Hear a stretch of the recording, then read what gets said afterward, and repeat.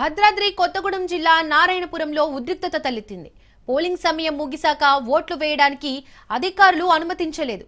అధికారులతో కాంగ్రెస్ నేతలు వాగ్వాదానికి దిగారు. గేట్లను నెట్టుకొని కాంగ్రెస్ నేతలు వెళ్లారు. దీంతో ఓ మహిళ కాలికి గాయాలయ్యాయి.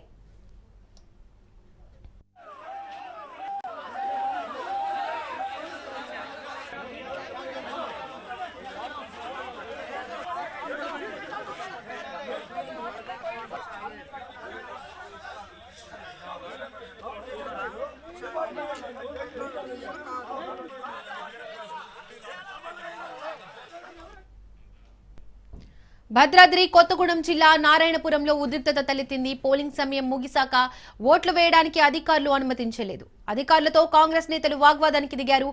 గేట్లను నెట్టుకొని కాంగ్రెస్ నేతలు వెళ్లారు. దీంతో ఓ మహిళ కాలికి గాయాలయ్యాయి.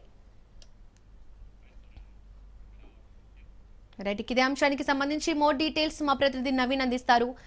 నవీన్, భద్రాద్రి కొత్తగూడెం జిల్లా నారాయణపురంలో ఉద్రిక్తత పరిస్థితి తలెత్తినట్టు తెలుస్తోంది. పోలింగ్ ముగిసిన తర్వాత ఓట్లు వేయడానికి అధికారులు అనుమతించలేదు. అక్కడ ఉద్రిక్తత వాతావరణం నెలకొంది. దీనికి సంబంధించి డీటెయిల్స్ ఏంటి? రైట్ దీపిక, భద్రాద్రి కొత్తగూడెం జిల్లాలో జరుగుతున్నటువంటి గ్రామ పంచాయతీ ఎన్నికల రెండో విడతకు సంబంధించి నిన్న అశ్వారావుపేట నియోజకవర్గ మండలంలోని నారాయణపురంలో అయితే ఒక ఉద్రిక్త పరిస్థితి చోటు చేసుకున్నట్టుగా కూడా చూడొచ్చు. అయితే ఏదైతే పోలింగ్ సమయం మధ్యాహ్నం 1 గంటకే పూర్తి కావడంతో మధ్యాహ్నం 1 గంట తర్వాత ఏదైతే లైన్ లో ఉన్న వారందరికీ కూడా ఓటు హక్కు కల్పిస్తామంటూ కూడా అధికారులు అయితే చెప్పిన పరిస్థితి ఉంది. కానీ ఏదైతే ఈ యొక్క లైన్ లో ఉన్నవారు కాకుండా గేట్ బయట ఉన్నవారు కూడా ఈ యొక్క పోలింగ్ కేంద్రంలోకి లోపలికి వెళ్లేందుకు ప్రయత్నించడంతో ఈ యొక్క ఉద్రిక్త పరిస్థితి అక్కడ చోటు చేసుకున్నట్లయితే మనం చూడొచ్చు.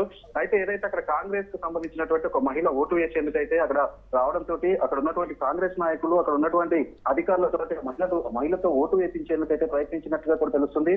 అయితే ఆ మహిళతో పాటు గేటు బయట ఉన్నటువంటి వారందరూ కూడా మాతో కూడా ఓటు హక్కును వినియోగించుకుంటామంటూ గేటుని తోచుకుంటూ లోపలికి వచ్చిన పరిస్థితి కూడా ఉంది. దీంతో అక్కడ ఉన్నటువంటి పోలీసులు కావచ్చు, అధికారులు కావచ్చు, వారు ఎవరిని కూడా అదుపు చేయలేకపోవడంతో అక్కడ ఉద్రిక్త పరిస్థితి చేసుకుంది. అయితే ఈ ఘటనతోటి అక్కడ ఉన్నటువంటి ఒక మహిళ కింద పడి ఆ మహిళకు కాలు ఫ్రాక్చర్ అయినట్టుగా కూడా మనకు తెలుస్తుంది. అయితే ఈ విధంగా ఏదైతే కాంగ్రెస్ నాయకులు అక్కడ ఒక మహిళని ఓటు వేయమని అడగడంతో అధికారులు ఒప్పుకోలేదు. అయితే అధికారులతోటి కాంగ్రెస్ నాయకులు వాగ్వివాదానికి దిగినట్లయితే మనకు సమాచారం అందుతుంది. అయితే ఈ వాగ్వివాదమే ఈ యొక్క ఉద్రిక్తతకు కారణంగా అయితే మనకు తెలుస్తుంది. దీపిక, నవీన్, ఇప్పుడు ఎలా ఉంది పరిస్థితి?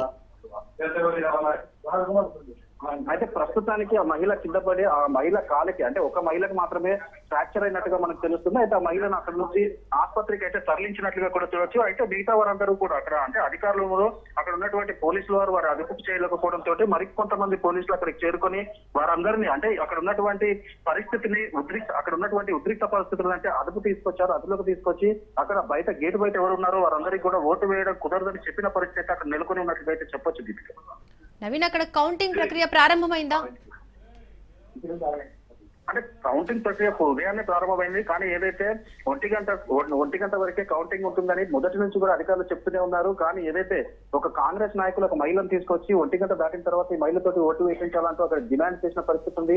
అయితే అధికారులు ఎవరు కూడా ఒప్పుకోకపోవడంతో వీరిద్దరికి వాగ్వివాదం చోటు చేసుకుంటున్న నేపథ్యంలోనే మరికొంతమంది ఏదైతే గేటు బయట ఉన్న వారందరూ కూడా ఆ మహిళతోటి ఓటు వేపిస్తే మమ్మల్ని కూడా ఓటు వేయించాలంటూ గేట్లు దూకి అదేవిధంగా గోడలు దూకి లోపల రావడంతో ఈ పరిస్థితి నెలకొన్న పరిస్థితి ఉంది. అయితే అక్కడ కౌంటింగ్ ఏదైతే ఓటింగ్ ప్రక్రియ అంతా కూడా అక్కడ పూర్తి అయిన తర్వాత సంఘటన చోటు చేసుకుంది. Thank you Naveen.